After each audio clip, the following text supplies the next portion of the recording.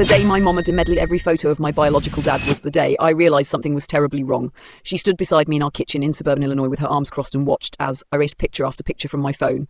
When I hesitated, she grabbed the device from my hand, said, "If you care about this family, you will never look at him again." I was 16 years old and completely confused because my entire life she had told me he was a selfish man who abandoned juice and never cared whether I lived or died.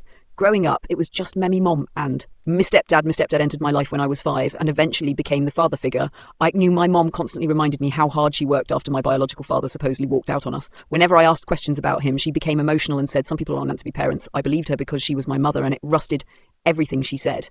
A few weeks after deleting the photos, I received a message on social media from a woman I had never met. She introduced herself as my biological dad's sister. First, it thought it was us, but then she sent me pictures of my dad holding me as a baby, celebrating birthdays and pushing me on swings. There were hundreds of photos I had never seen before. My heart sank because the man in those pictures did not look like someone trying to escape fatherhood. I secretly started talking to my aunt. She told me stories that completely contradicted everything my mother had said. According to her, my father fought for years to stay in my life. He tended court, hearings, filed visitation requests, and sent birthday gifts every single year. I did not want to believe it. But evidence kept piling up. When I confronted my mom's, he exploded. She accused my aunt of poisoning me against her. She cried, screamed, and threatened to cut me off. Financially, if I continued speaking to that side of the family, the harder she fought to stop meth, the more suspicious I became. Then my aunt said something that changed everything. It was a large envelope filled with legal documents, old mails, and handwritten letters.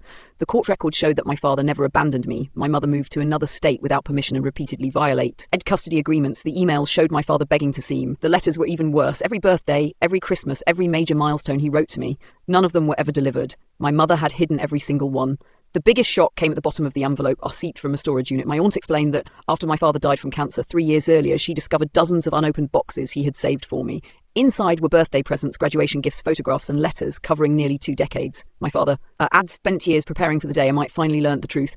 I confronted my mother one last time with all the evidence spread across the dining room table. This time she could not deny it. She admitted that my father had caught her having an affair when I was young.